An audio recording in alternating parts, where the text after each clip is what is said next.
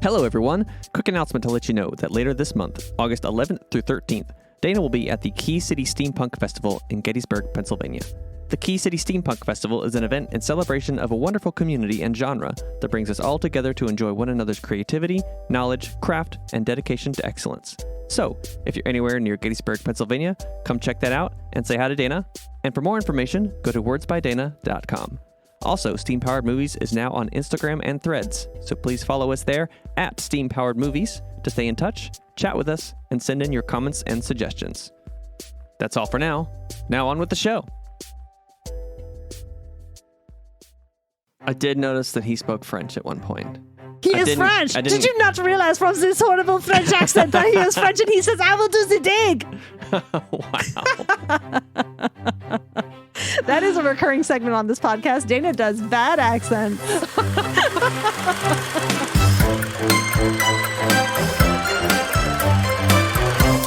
Hello and welcome to Steam Powered Movies. This voice you're hearing right now, this is me. My name is Mike. I'm one of your hosts. Hello, and this is me. I am also one of your hosts. My name is Dana Fraedrich. I am a steampunk and fantasy author, as well as numerous other things. Yes, the many things. One of those things is watching movies together.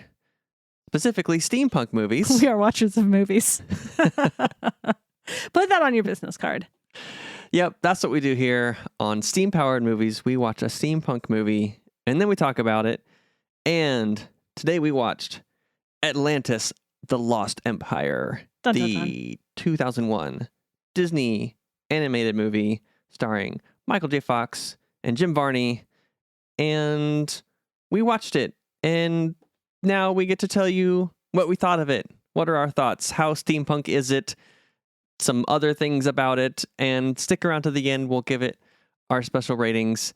So stay around for that. Dana, what did you think of Atlantis, The Lost Empire? What's kind of your background with this movie? Spoiler alert. I love this film. This is going to be a love fest. Okay. I adore this film. I think it is one of Disney's most underrated films. Princess Kida is one of the most underrated princesses. There's so many things I love about it. Also, you didn't mention John Mulhoney. Mulhoney? Is that his name? Anyway. I don't know. We know the guy. The dad from Frasier. He's also... Oh, that's what that voice is. Yeah. You know it. So he's in this as the sort of benevolent billionaire guy. And he's also in one of my other favorite films, Iron Giant. So he sort of just appears in multiple of my favorite films, and he's just a really great actor. I really love him. Yeah, I think he's good. I like him. And he just has a really good voice. I put his voice up there with who's the guy who does the press guy in Spider-Man? The press guy in Spider-Man. Yeah, he's always talking about libel and stuff. Oh, the one who plays J. Jonah Jameson. Yeah, that guy. You're putting me on the spot here. I am. Remember his name. I am failing at remembering the name of that guy. He was also in Whiplash. I'm picturing his face. He's in an Amazon original show called Counterpart, and his name is J.K. Simmons. Oh, well done. Oh, you did it. I'm so glad. I found it. I tried to keep talking. No, his voice reminds me of same level as J.K. Simmons and recognizability, energy, range, all of it. I love it so much. Yeah, he's good. He's good. So you've seen this movie before? Yeah. Have you? I couldn't remember. I don't think I had. No. Really? I thought I might have, and then we started watching it, and I was like, nope, I don't recognize this. This is new for me. How are we married? And you haven't seen this? Well, I gave you a ring. There were some vows involved. Apparently I did it wrong. Yeah. And you screening Atlantis was not part of the marriage proposal part, and I messed up. We have to go back and do it all over again. Oh my goodness. We were learning so much already. I didn't know that was part of the deal. Well, we finally did it. We finally watched Atlantis together. Mm-hmm. And I don't know how this podcast is going to go. Because... Do you not like it? I did not really vibe with this film. Oh my gosh. So yeah. Oh my gosh. Our marriage ended as soon as it started. Oh my goodness. Oh, how do you not like it? This film is amazing. We'll get into it. There's a few things. Oh my gosh. there's a few things. Friends, listeners, I am having a crisis because I don't understand how the person I am married to, I didn't know you at all. Okay, well, think about me. Think about me already knowing that you had seen this film and you loved it and it was one of your favorites, and we started watching it and I was not enjoying it very much. This isn't about you. Oh my God. And I knew I was going to have to break it to you on the recording. Oh no. This podcast has started horribly. I did not anticipate this being the direction we went in. Oh my gosh. I know. We were talking about doing this film for this podcast because you were like, well, we haven't had a love fest in a while. We've had some movies that we were very critical of lately. Let's do something that we're really going to enjoy. Oh my gosh. And I mean, it's okay. It's got some redeeming qualities, which we will touch on as we journey through discussing this film and what we thought. You are completely off balance here. I want to get up and walk away. You are. But there's no way to do that dramatically on a podcast when there's no door. There's no door to slam. Yes. It's like a blanket on rungs, and that's just not the same effect. This is an audio medium, an audio format, no video. So yeah, you cannot dramatically walk out. Oh my God. I'm sorry. We just have to talk our way through this. We have to just keep talking until we get through it. So, okay, since this is a podcast about steampunk films, why did we choose this movie? Let's talk about why is this movie classified as steampunk? Okay, we'll get to ripping off the Band-Aid later, I guess. Okay, this movie is steampunk. A little bit at a time. This movie is steampunk because everything. Because we have it's set in 1914, which admittedly is after Queen Victoria has died. So we're after the Victorian era. So the timing is a little bit off, but like we have pneumatic tubes. I love a pneumatic tube. Fun fact. Okay. Oh, you mean like the message thing that goes to the boiler room where Michael J. Fox works? Yes. So we have pneumatic tubes. Michael J. Fox, his name, seriously? They say his name like 100 times in the film. Thatch? His name is Milo Thatch. That's right. His grandfather is Thaddeus Thatch, which is an A+ name. That is a good name. I will give an A grade to the name Thaddeus Thatch. Okay. Getting back to why this movie is steampunk. We should also probably I'm so caught off guard. We're all out of balance. But okay, first maybe we should start with why is this, or like what makes a movie steampunk? And you know what? Because you've hurt my heart so much today, you have to explain what is steampunk. Well, usually we define steampunk as set in or near the Victorian era with Victorian type fashion and using futuristic type technology based in steam power. That's where we get the name steampunk. So like say a steam powered time machine or spaceship or any other kind of gadget. Mike, no. Usually there's like gears and stuff involved. There are no spaceships. And levers. Well, not in this movie, but there could be. Airships, Mike. Yes, airships. Oh my gosh. I feel like you've been replaced with a body snatcher person type thing. Well, I also didn't really see much steampunk in this movie. Did we watch the same film? I believe we did. Oh we were sitting across the couch from each other. So I think we watched the same movie. I'm so upset right now. Okay. So anyway, you vaguely, that is the definition of steampunk, whatever. For better definitions of steampunk, please listen to our previous episodes. Or future episodes. I'm sure we'll do better. But I mean, we are better at putting words together. The vessel in the initial opening, it was so 20,000 Leagues Under the Sea. It was very much a Nautilus type of ship. It looked very Nautilus-y. Yeah, exactly. So like that's like a huge big steampunk thing. And then, we had airships, like the air balloon thing at the end. There was one at the end, yes. Yeah. So we had that. Like you had all like the cool, like, dynamite-y, like what's his face? Vinny, he's like doing like a clock kind of thing, like with the dino. Everything is very cobbled together in that very steampunk kind of spirit. I think it totally fits. Yes, we're getting a little bit into diesel punk and whatnot because we're so close to World War I in this, but there are some very strong steampunk elements. There's like that whole like exploration thing where like, oh, like a very, very rich person is paying a whole bunch of people to go on an expedition of exploration. Like that's such a steampunk thing. Yeah, but like as far as the technology, I wrote down like 4 things that were maybe kind of steampunk. It was basically they had boilers were featured heavily. Boilers were featured heavily. There was an airship at the end, and then at the very end, and of course we're gonna spoil the movie. Spoilers. When like the Iron Giants come out to save the city. I also thought of them as like Iron Giants. I wrote that down, that they're like kind of Iron Gianty, and that made me really happy. Yeah, like the metal bodies with the steel traps and the big eyes and stuff. Those were pretty steampunky, but those are like brief moments in this to me. You know, like you said, we're set in the 19 teens when they have combustion engines already, which are mentioned in the first 5 minutes. It's kind of late period at least. So I didn't find it very steampunk.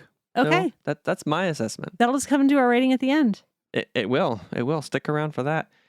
So, well, that's why we're watching this film, because some classify it as steampunk. It's 100% steampunk. And Dana really likes this movie, so that's why we watched it too. I did. I was the one to choose it this time.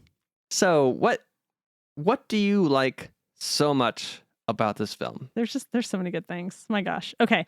So, wow. Okay. This is a really long list. So just like strap in. Okay. Okay. We're strapped in. So there's snappy dialogue for one, which I think you did at least catch. Yeah. Yeah. So snappy dialogue. Hooray. Really good dialogue writing. Love it. Disagree. What? What is happening in my life right now? What? I put the dialogue writing of this film up like, okay, not at the same level because let's be honest, he's a legend, but near Terry Pratchett level. Ooh, really? My gosh! What do you find so bad about this film? I don't think we were really watching the same film. I mean, I think you had a very different perspective because you first watched it when you were much younger and it left a positive impression on you. Funny enough, I'm watching it again now, and the nostalgia holds up. I didn't think the writing was very good, actually. I thought there was just like a lot of jokes peppered in the first, I don't know, like 30, 40 minutes or so. I found it very Marvel-esque, and that it just felt like it needed to throw in jokes. Like we had a montage going on. We were like yada-yadaing past all this exploration and him like going through the book and figuring out how to get to the next place, just montaging our way through that. And then we cut in to like 10 seconds of dialogue that's just like a quick joke that's making fun of him. Like, what's the point of that? I will say they do lean kind of hard into like the bullying the nerd kind of trope, but then they stop and they recognize, like they actually say, we've been hard on him. Like they acknowledge it. They own what they're doing. They like verbalize the thing that they're doing and they know it. It's so forced though. Like the first 30 minutes, they're just making fun of him. They're like, haha, what a nerd. Even though he's the reason they're going on this expedition and getting paid in the first place. No thank you to him for spearheading this entire thing. Maybe I have seen way more stories with, like I said, ragtag band of misfits. I love a ragtag band of misfits kind of story. And this is how they all start. They they don't go together and they all like are super different and stuff. And then they have to like learn to work together and they start to like respect the differences. And this is just how that trope works. I know, but it felt to me like it was all trope. It was not earned in any way. It was just like paint by numbers. Like, all right, yeah, they make fun of the nerd. And then at one point they're like, all right, we should go easy on him. And then they individually all tell their backstories in a very forced scene. I can't agree with you. I love that scene. It makes me happy in so many ways. And then even at the end, they still completely go along with the evil plan of the completely evil character. But they set that up. They told you why. They were like, yeah, we're just here for money. Like, they very clearly stated that they were just here for money.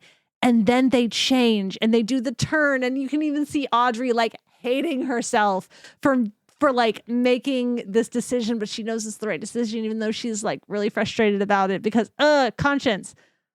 I mean, the old lady was like, to me, probably the only one that I actually kind of chuckled at I love her because so she much. barely said any words. I guarantee you she has murdered her husband and has gotten away with it.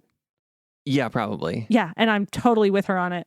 The one of the jokes I did find funny was when she was just like on the phone with someone talking about like their boyfriend problems During when like the ship is attack? going down. That was one of the few jokes I found funny that were peppered in everywhere. And Helga's like, Packer. And she's like, I'm going to call you back. No, honey, I'll call you. I love her so much. I hope I'm like her when I'm old. But she had like 5 lines. She had so many lines. So yeah, the first like 30, 40 minutes, just the plot moved so fast. I thought you would like that. think it was too fast. Oh my gosh. It was too much. I just don't understand. And then the constant like Marvel peppered with jokes that were like first ideas in the writer's room. I disagree. I thought they were like super snappy one-liners. Like you get in, you get out. They're fun. I really did not expect this. This reaction. I mean, tonight's from you. dinner is baked beans, musical performance to follow. It's hilarious when you're 12. Did you not actually hear the proper punchline after that? She muttered something about like who's writing these Yeah, or whatever. she said, "Who wrote this?" Yeah, and that was great. That was probably an actual comment from someone in the writer's room. They were like in the margins writing, "Who wrote this?" And then the actor just read it. I don't know. I thought it was great. I love everything about Miss Packard. She's amazing. I will defend her in court any day of the week about her murdered husband. Okay, well, I did not care about any No, sorry. of the I other mean, characters. definitely died of natural causes. Yeah, her husband. exactly. I didn't care about any of the other characters Don't understand. at all. None of this is going the way I anticipated. Also, this was supposed to be a family film. There is a lot of death. Yes, there is. In fact, I actually wrote down, wow, intense opening. People are banging on the shield from outside as the cataclysm is coming. Yeah, from the very open, when Atlantis is being consumed by a giant tidal wave, I wasn't even thinking about that. Then the expedition sets off, and in the first 7 hours, they lose like 150 people, and the main ship, like they're barely off, and everything's exploded. I have a counterpoint to that. This film is what action movies wish they were. It moves fast. It has good writing. I don't care what you say. I disagree. Okay, we disagree. Yeah, we absolutely disagree on this. Like it has very clear like setups as far as like jokes and payoffs. Like the jokes are sharp and fast and you get in and you get out. And honestly, like you can rewatch this film multiple times and get more of them. Oh, the excellent jokes like the Jefferson Davis reference. Okay, that is my least favorite part. It is the part of this film that has aged the worst. This film came out in 2001. It's not from the 50s. Mike Fraedrich. 2001 is not the era you think it is. Okay, but like, really? No, I get it. I totally get it. But I submit we are still struggling with that. Oh, yeah. I mean... Yeah, but like, it probably aged not well as soon as it came out. That is... Okay, I will say that bad. joke is 100% the worst part of this film. But it is like a drop in a film that is otherwise amazing. I don't know, man. I don't know. Like again, maybe it's because I'm seeing it for the first time now, and I've already seen a ton of movies to the same sort of like Americans colonialize some alien But they place. know it. No, they even said it. Like Rourke has the line, like near the end where he's like, I prefer the term adventure capitalist. And even though that is technically enough, he then goes on to explain if you gave back every stolen artifact, you'd be left with an empty building. They know exactly what they're doing because he's totally right. And they even they admit that this is hugely problematic. Yeah, even the main character, though, he's like, what's your name? And she tells him this like beautiful name in her native language. And he's like, I'm not even going to try. We have a nickname. Kirarakash, I think. I'm probably badly mispronouncing it, but I'm trying. Right, but you're at least trying. He didn't even try. No, I know. And that's very much like a white person issue. Like we're all trying, like we all need to get better. I fully admit that's not a great joke that plays. There are a lot of other jokes that do play. I think there are a few jokes that play and most of them don't. And well, let me tell you some more reasons. I didn't care about most of the characters. Let me tell you more of the reasons why you should care about these characters. Okay. Tell me why. So first of all, we have multiple characters that are BIPOC characters. That is biracial, people of color, indigenous people, things like that. For instance, Dr. Sweet, our doctor, an incredibly intelligent and skilled person, is Black and Native American mixed race. We have Audrey. She is the engineer. The ship will stop functioning without her. And she is a Latinx young lady. Young, specifically. Like, they say that she is a teenager. Mm-hmm. You know, we have Helga, who admittedly is a baddie. But that also, like, is part of the fact that, like, there are multiple distinct female characters in this. Helga is a baddie and she kicks ass. Like, literally, she does this, like, gymnastics move over a railing to kick Rourke in the face for betraying her. And then she's like, you betray me, I will blow you up. And then you have Miss Packard. I mean, I do respect that move. She was good. Baller, totally baller. And then Miss Packard, who's just like, we're all going to die. And she like gets out of the truck anyway. And she goes for it. And I adore her to pieces. Just all of these like distinct female characters. We have multiple distinct characters like who cover all spectrum of diversity and things like that. We even have men who are like being sensitive and kissing each other. I'll kiss you right on the mouth kind of thing. And it's like it's not like a gay bashing joke. He's like, yep, I said I would do it and I did it. And I have photographic proof. That was kind of funny. It was so good. I love so much about this movie. They don't shy away from those things, which honestly, that's the kind of thing now that like Disney gives you like half a second of it. It's like, oh, but no, we can't do that because of the Chinese market. And it's like a full like 5-second bit in this film. So do you need more? I have more. But wait, there's more. But wait, there's more. Okay. Can we all just appreciate the amazing joke that is Mole, aka Molière? He's French. Molière is an incredible comedic French playwright from, I believe, the 19th century. If it's the 18th, I apologize. And like Molière was such a good writer, and this is such a good joke because they call him Mole. He likes the dirt. It's so fun. It's just a silly, clever joke. I love it. And most of people will not get it, but those of us who do, we love it. I did notice that he spoke French at one point. He is French. Did you not realize from this horrible French accent that he is French and he says, I will do the dig? Wow. That is a recurring segment on this podcast. Dana does bad accents. That is a description of your accents, yes. That's how they go. Yep. Yeah, okay. So thank you for pointing out some redeeming qualities. We also have, okay, I don't know if this is steampunk or not because it's fully made up. But Miss Packard mentions that she's hearing noises on the hydrophone. What's a hydrophone? No idea, but I'm here for this made up technology. Hail Hydra? Is that what she's talking about? She's not talking about Hail Hydra. This isn't Marvel. I don't know. Could have fooled me. Oh my gosh. Anyway. And then, sorry, I have a whole list. I'm literally just going down my list at this point of things I love about this movie. Okay. So we have mentioned on previous podcasts here about how there's an issue with like these early aughts TV shows and films where like someone does something blatantly sexist and then like there's like nothing done. Like we talked about this when we talked about League of Extraordinary Gentlemen, where like the Invisible Man guy, whose name I forget. Skinner. Oh, there we go. Well done. Like, You're welcome. he comes up and like basically assaults Mina, and they're just like, meh, meh, meh. Anyway, moving on. Meh.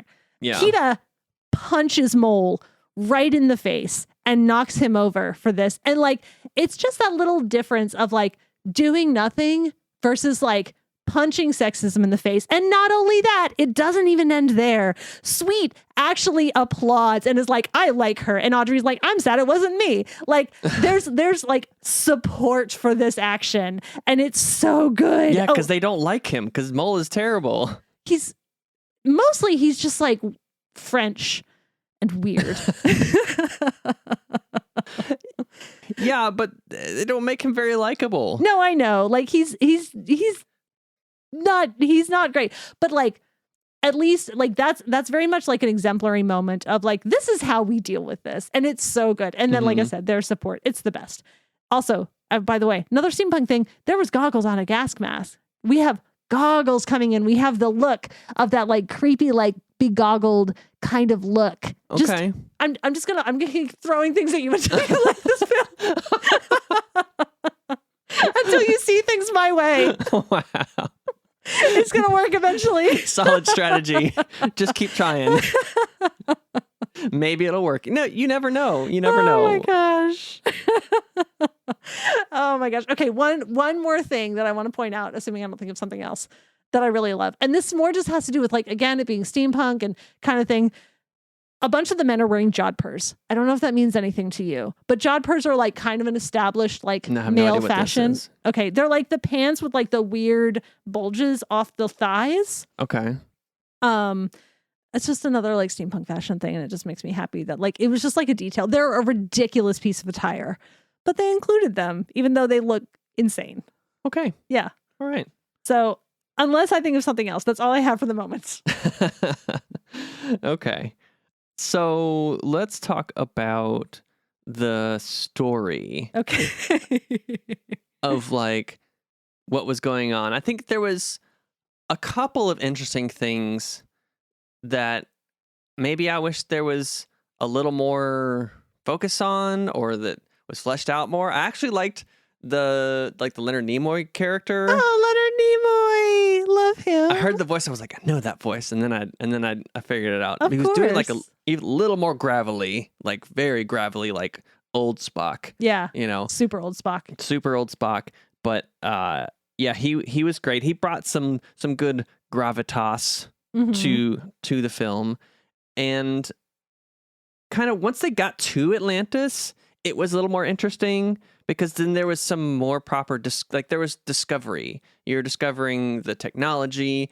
He was interpreting the language for the people that were there. Not sure how they lost the language. If all the people are thousands of years old. Do you know, I thought about that, and it really took me down an interesting path of thought about language and written language and linguistics and things. Because really, like, in the end, all language can come to the same thing. Basically, like, it's just a matter of translation. One assumes that in this film, they have a different written language now than they used to, in the same way that like we now interpret ancient Greek and hieroglyphics into English, in that like, well, one thing I think they really like shortcutted quite a bit is in the very beginning. He's like, oh, this one letter was translated incorrectly. Most different languages don't translate to English like letter by letter. It's word to word is more, or even phrase to phrase. You're not going to have, it's not like a code. Other languages aren't code for English. Would you like to hear a fun fact about this movie? Sure. So for this film, they hired the same guy who wrote the Klingon language. And there was another language that he also wrote for, and I'm forgetting it. But essentially, he wrote I think it was 29 letter alphabet for this language. And you can learn to speak it in the same way you can learn to speak Klingon. Okay. Yeah. So I think that maybe a lot of direct translation can be done. Now, granted, our alphabet has 26 letters, so clearly there are some phonetic differences, but there are also, I think there's 28 letters in the Spanish language because they have the N with the tilde over. Right. And the double L makes a Y sound. Sure. So a lot of it is direct. but not all of it. So it's probably the same kind of thing. Well, I mean, I could tell that they were speaking a language that somebody wrote. Mm-hmm. So it makes sense what you're saying. Yeah, I believe they like wrote a language for this film, and that was like fully fleshed out and everything. And the writing, though, all I'm saying is that like writing in other languages doesn't translate like letter by letter to English like he did in the beginning, where it's like, no, not Ireland, it's Iceland. The word for Iceland is not going to be the same number of letters in another language as it is in English. I see what you're saying. That's and in what fact, all I'm like, saying. The name of Iceland was probably even totally different. Right, exactly. I understand what you're saying. But it was a shorthand to try and show that like he's good with the language and stuff, and he had learned how to read this language. The original thing I was saying is if all these same people were alive when Atlantis collapsed, why do none of those people know how to operate the technology or read the written language? Did just like all of the smart people not survive the cataclysm, or what happened? I don't know. Okay, that is a fair point, because a bunch of those people were adults who we saw survive. Mm-hmm. Like her dad. Okay. Well, her dad's blind now. Right. So there's that. Sure. But did he not know how to operate the crystal and the... I don't know. Maybe it was a specialized blind skill. dune buggies or whatever they had. I mean, I don't know. They didn't tell us whether or not those were like specialty operators, kind of like a CDL license or something now. I don't know. No, it's all the fighter classes. All the fighter class like died off in the cataclysm. I don't know. And they're the only ones that knew how to operate the machinery. A bunch of them were like flying in and then got overtaken by the waves. So maybe they were in fact like specially trained just to fly those things, and they all got taken out like on their way in. Mm-hmm. So maybe, but I understand what you're saying. There's a little bit of a plot hole. Little tiny. No, whatever. Okay. It doesn't mean I love this movie any less.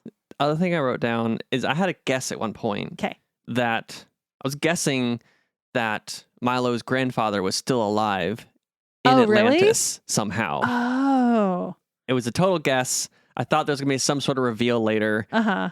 It was heavily hinted that they said that Rourke headed up the mission to Iceland to recover the journal. Yeah. What they called it. The Shepherd's Journal. Shepherd's Journal. Yeah. And I think it was heavily hinted that Rourke killed his grandfather because he was saying to Milo, like, oh yeah, come along and, join our side of raiding and looting. Don't be like your grandfather. I thought there's going to be some sort of reveal, either that he killed him or that he thought he killed him, but he like made it to Atlantis and survived somehow because of the crystals. I don't know. I was waiting for more there, but I think that is part of the backstory. I'm not clear on when his grandfather died because John Mahoney said, I forget his character's name. Whitmore or something? Whitmore, yeah. He said your grandfather died a broken man. Like, I definitely got heavy hints that like they were like best buddies. Yeah. So I feel like he was there when his granddad died. And I don't know when granddad died because Milo's like sentimental picture of him and his granddad together is when Milo's like a little kid. Mm-hmm. So I feel like his granddad died kind of a long time ago. Yeah. We don't know exactly when it happened. Yeah, that was the sense I got too. Mm-hmm. Was that it was a while ago, but Rourke headed up the Iceland mission. Yeah. We knew that. But Milo was the one who figured out the thing about Iceland, and he probably didn't figure it out like 10 years ago. He probably figured it out like fairly recently. So I think his granddad died before he figured that part out. Yeah, he figured it out just recently. And, when we open with the present day, it's, he's practicing his TED Talk for the... Yeah. Great TED Talk, which by the way, I have to say, Milo does such a good job. Like it's a really good, like unsaid pro tip though, where like if you're practicing for like a public speaking event, practice in front of a bunch of dummies. Yeah. That's a great tactic. No, for sure. I did think it was kind of funny in the beginning when he was literally chasing the old men at the university or the museum or whatever. I like his gumption. But those old stuffy guys were literally afraid to hear him speak because he might say something that makes sense and they don't want to change their minds.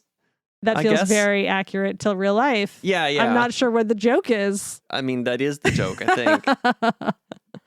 Fun fact, the guy who played, I think it was Harding or Hardkin or something like that, the guy who like he eventually cornered in the carriage and whatnot, or the car, in order to talk to him and make his case. Same guy who did the voice of Governor Radcliffe in Pocahontas. He did a ton of Disney characters.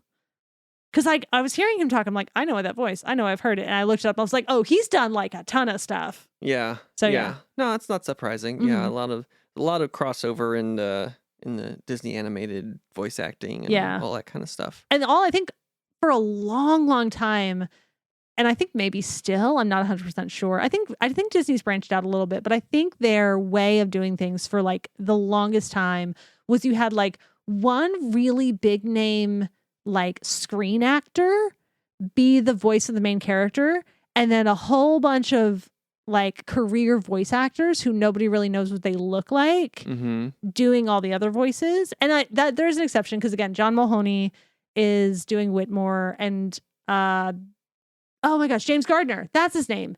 He was the guy who did Rourke, and he was a screen actor. He was in Maverick, for instance. Okay. I thought I recognized his voice. Maybe that's a movie we should do for this podcast as well. Anyway. I don't know. Oh, I know. You hate that film. You're going to have more of this dynamic going on? Then maybe. I actually know you hate that film ahead of time, so that's different. But anyway. Yeah, so they had a couple... And not just because the poker scenes are completely unrealistic. Whatever. But like, so they had a couple of screen actors, but like otherwise, it's mostly like career voice actors. Like I looked up Summer Cree, who does Kida, and she does a bunch of voice acting in like cartoons. The woman who did Helga, whose name I don't remember, she does a bunch of video games. In fact, she was Ayla, the Huntress in Skyrim. So if you've played that video game, you probably run into her, at least if you've done the werewolf storyline. No, werewolf storyline? Anyway, one of the other storylines. One of those things. Yeah, whatever. Anyway. Probably werewolf involved somewhere, yeah. Probably. Anyway. Yeah, so I do find that kind of interesting, just that dynamic of how they tend to do things. Yeah. As far as the story and everything, I didn't mind the opening part. From the point where the old guy Whitmore was basically like, yeah, I was hoping you gave that answer. Like, we arranged everything and it's all going to happen. Yeah. Kind of from there until they get to Atlantis, I thought was a whole lot of rushed and a whole lot of like jokes that I don't think were very funny. I just don't understand. And there was something there around the story about Atlantis. I think that might be where maybe the main ideas around this movie started. And that there's some cool ideas there about the technology and like why it fell and what powers it and the whole mythos behind that. But it felt like kind of two different movies. I don't know. In some way to me, just because they had all those characters and you had to go from, and they had to transition from, this is your team, and they have the thing where they're trying to get to know each other and become friends as a team, and then they all betray him, and then they have to turn back around. Just that whole thing, I think, was a bit much. It would have been, I think, easier and cleaner if the bad guys were just bad the whole time. I don't agree. Not this double crossing thing. I like the complexity of these characters, even the order in which they turned away from Rourke. Like, you saw Dr. Sweet initially when the like king of Atlantis, like Leonard Nimoy, gets punched, and Sweet is like, this is not what we talked about. And like, that's kind of his turning point. Like, he's already turned away by the time like the rest of them turn. Like, he's up there taking care of the king.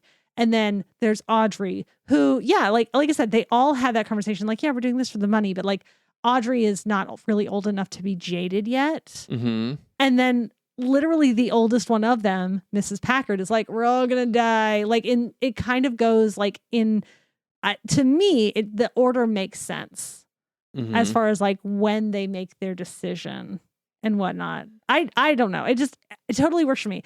Also, on just the complexity of those characters, this is a little bit tangential, but it also just makes me really happy. Okay. Where they have I know you don't like the whole conversation where they're all just like sharing their backstory.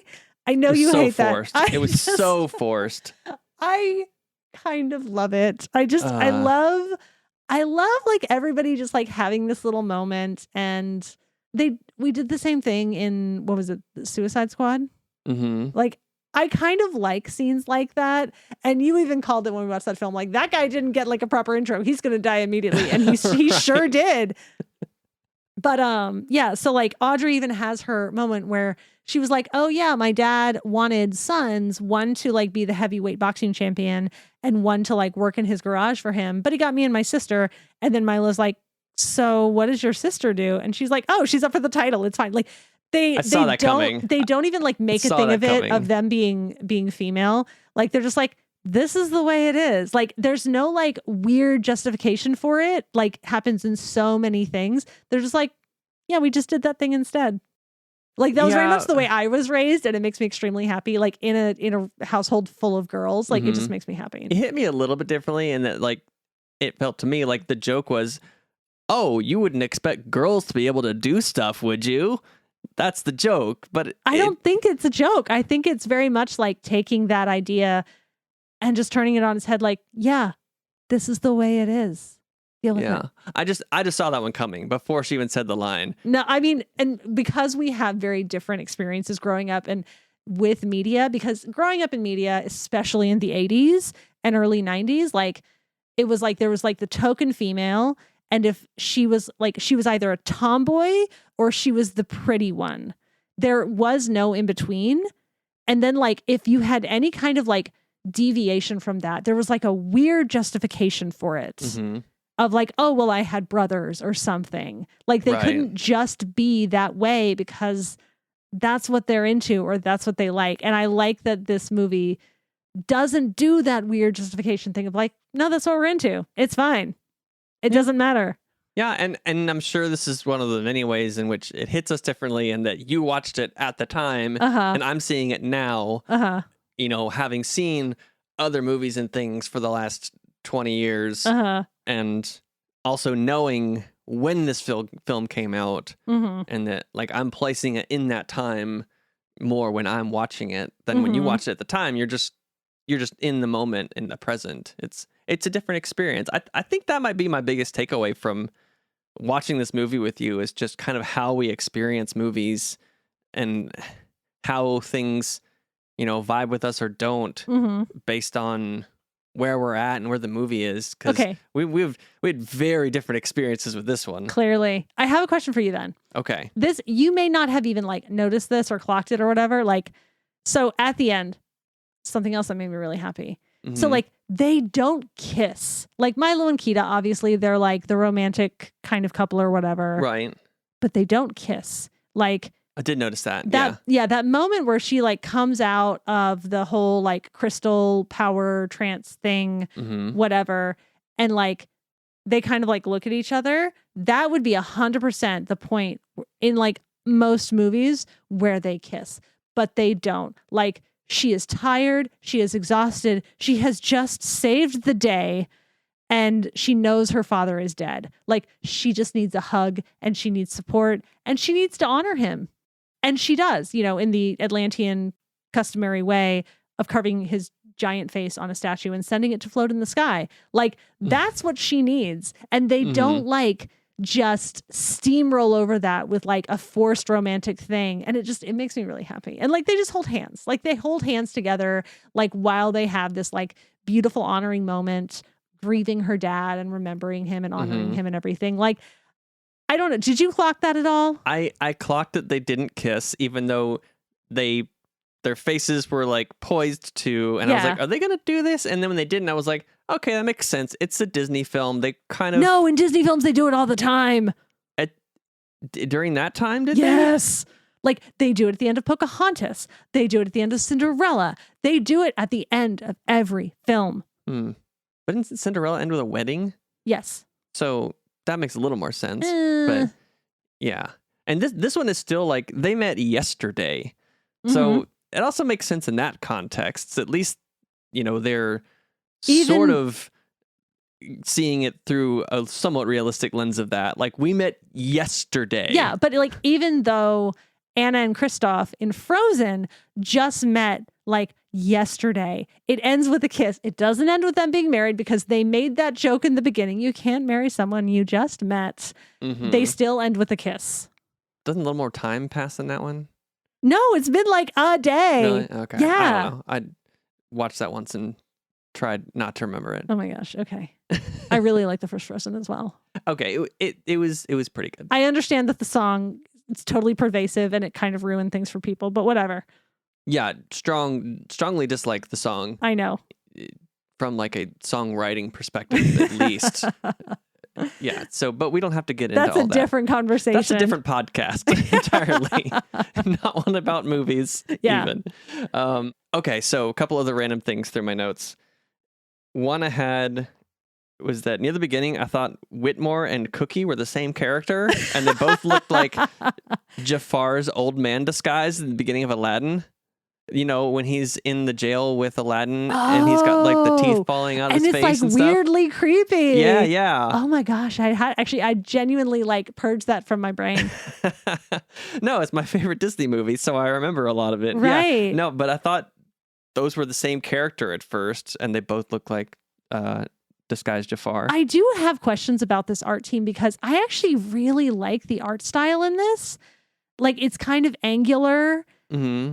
And also, like, I like exaggerated features on characters and whatnot. Like, you have Milo, and like his eyes are actually bigger than any of the other characters because they're behind these like what is presumably thick glasses. Right. You know, I just, and like Sweet is huge. By the way, the internet thinks that Terry Crews would be the perfect casting for Sweet, and I agree.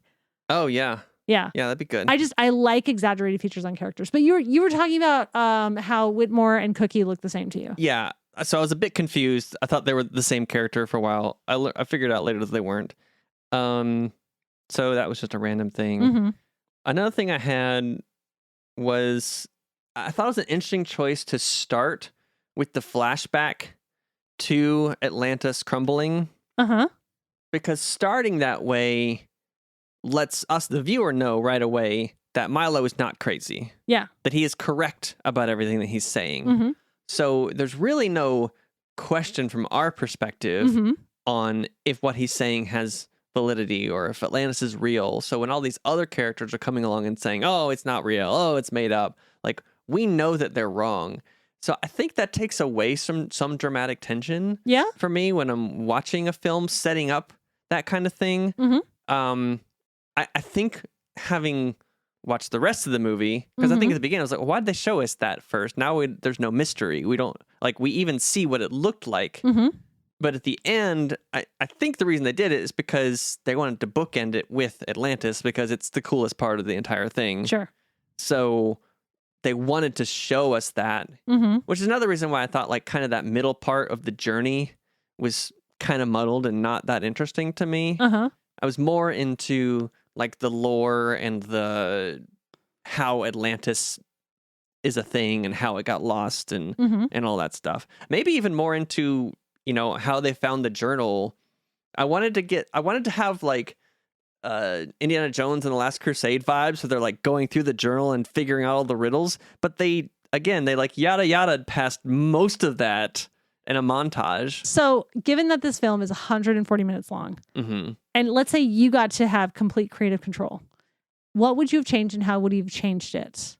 I don't know. I'm not a movie maker. I'm just sitting behind a microphone. I just have opinions. Yeah, I just have my own opinions. Do it differently and better. That's what I say. Would you have included the expedition to Iceland? I don't know. Again, yes, there was a lot of story to tell. At least maybe tie it in more, or like throw in some hints, or maybe there were like stuff that his grandfather wrote in the margins that could like hint back to other things. I don't know. I wanted more Atlantis lore. I wanted less of the forced banter between Milo and the shipmates that I didn't care about mostly. Will it help you if I try to fill in some Atlantis lore that I read through between the lines? Sure. Let's do that. So here's the thing.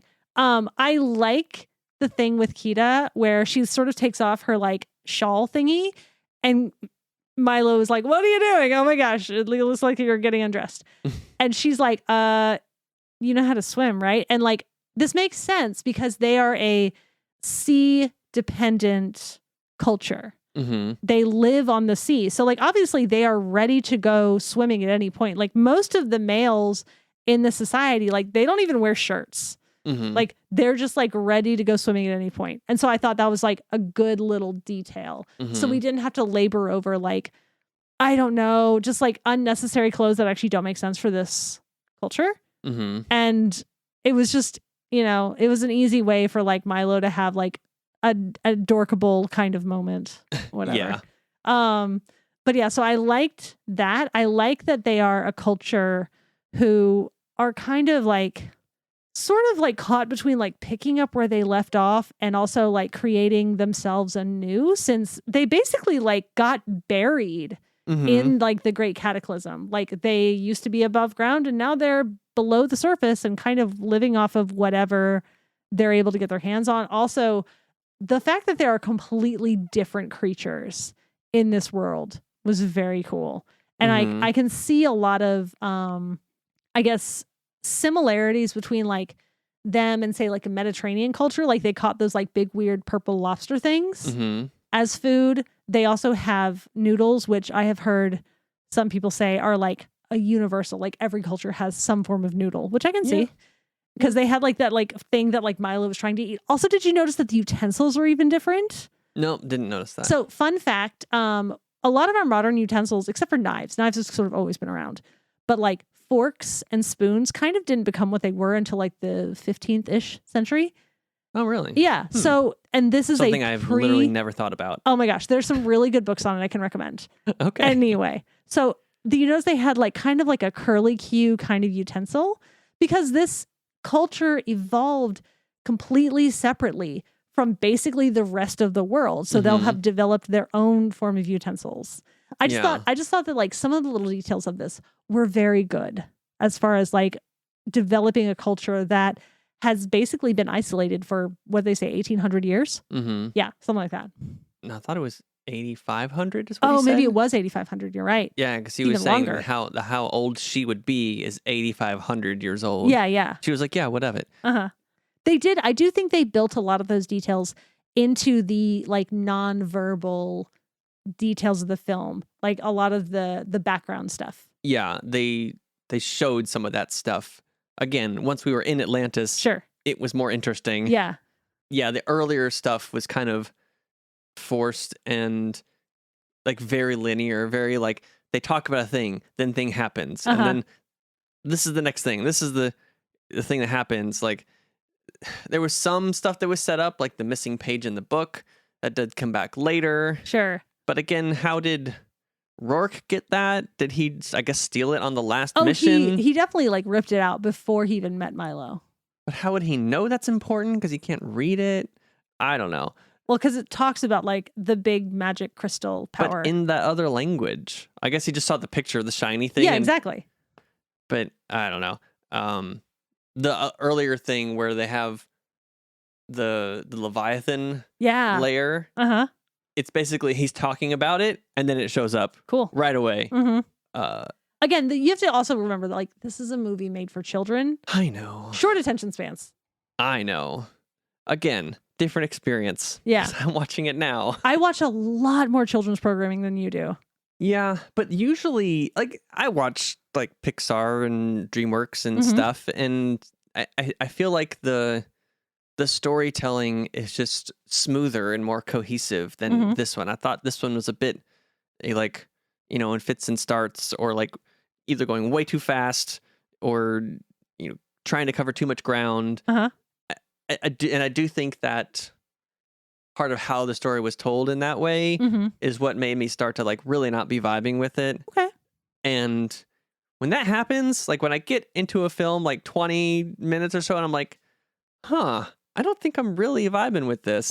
It definitely colors the rest of my experience for the rest of the film. Okay. I'm viewing in kind of a different way where I'm not completely sucked in. I'm not really bought into the story and the characters as much. So I'll probably see more things that I think either don't make sense or I don't like. I'm being more critical and I'm less immersed in the story. I see that. I get this a lot with books where like if I'm just not on board, like I'll start to just like have more and more problems with it. I get that. That's fair. Yeah, I think that had a lot to do with my experience. Was the early part of the movie Mm-hmm.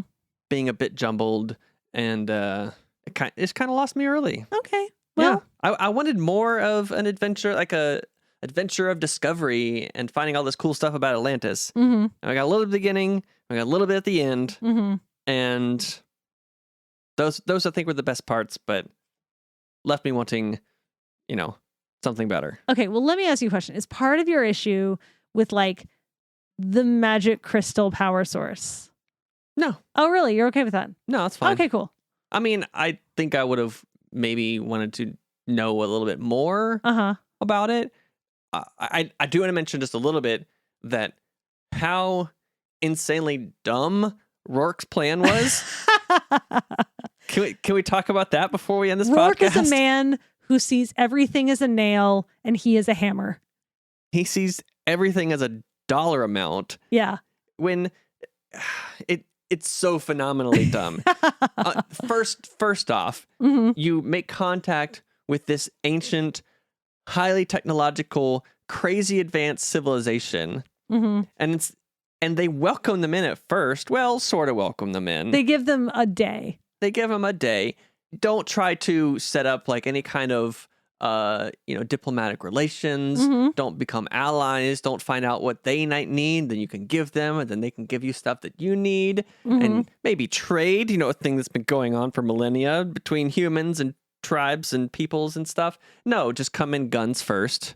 Just shoot and punch first. That is very much his character. I know, but still phenomenally stupid. I know. And then you find out that the thing you thought was like, I don't know, a magic nuclear power source or the power of the sun that you could make in a bunch of weapons. It's this crystal that inhabits the body of a person. And he's like, put it in a cage. We'll take it with us. What could go wrong? I mean, that is kind of very much like the steampunk era mindset. But like, what are you going to do with that? You don't even know what it is or how it works or how to monetize it. You're just seeing a shiny thing Yeah. and saying, I bet I could sell that to someone. Uh-huh. Put it in a cage.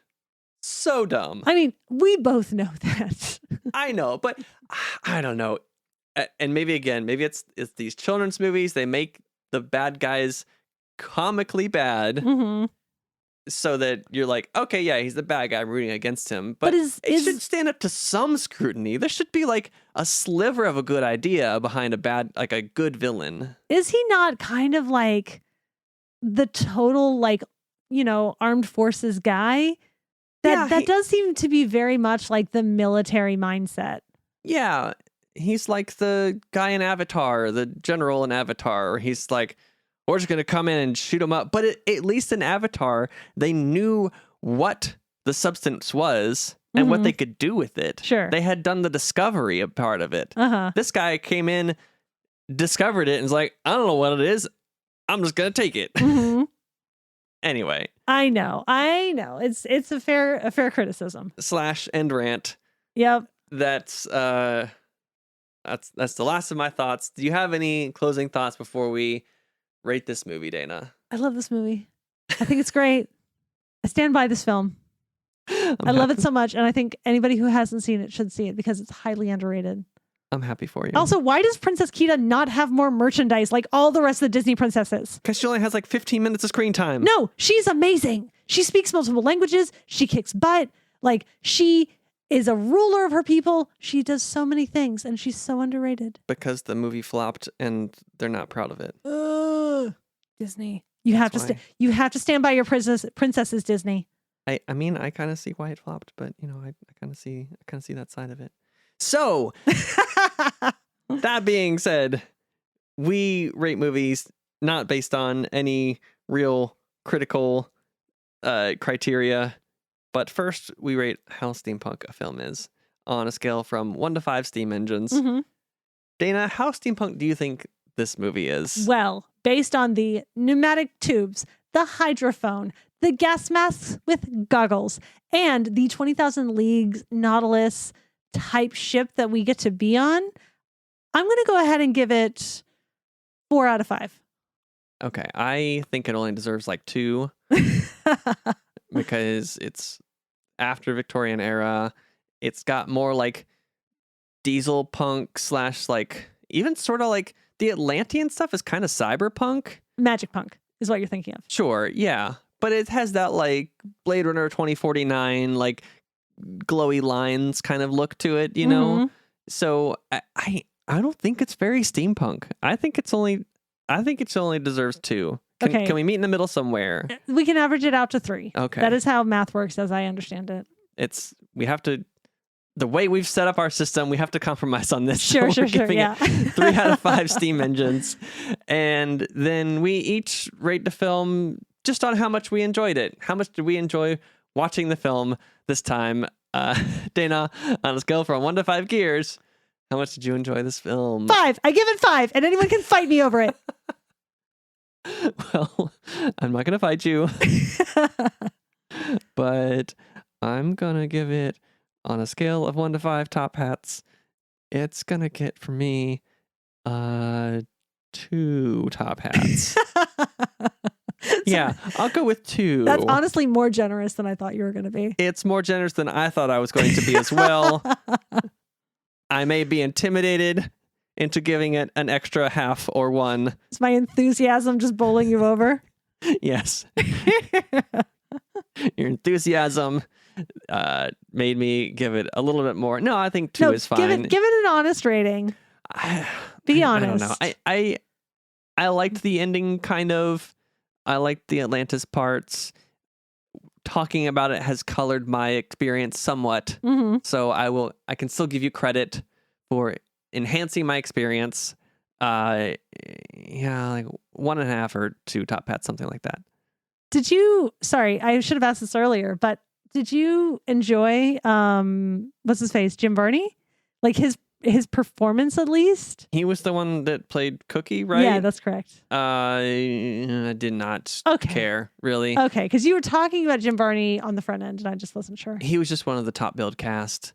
Okay, well. I don't have like a personal connection to him or anything, or, the Ernest films or anything like that, so meh, whatever. Okay, well, that's a generous 2 top hats from you. Yeah, and on that note, tell us how many top hats you would give the film. Or gears, or choose your own symbol, either way. Yeah, whatever you want to scale. Tell us what you thought of Atlantis, The Lost Empire. You can tweet at us at SteamPoweredPod. We may set up a Threads account. It's the new thing. It's taking over. It is the hot new thing. So get at us.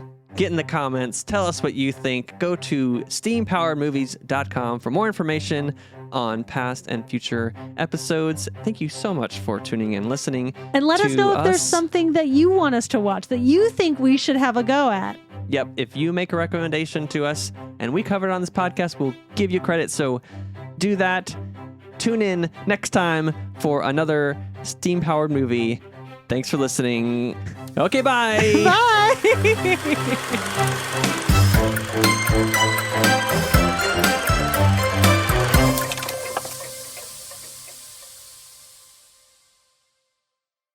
I think this one's going to need some heavy editing already. Like all of your opinions.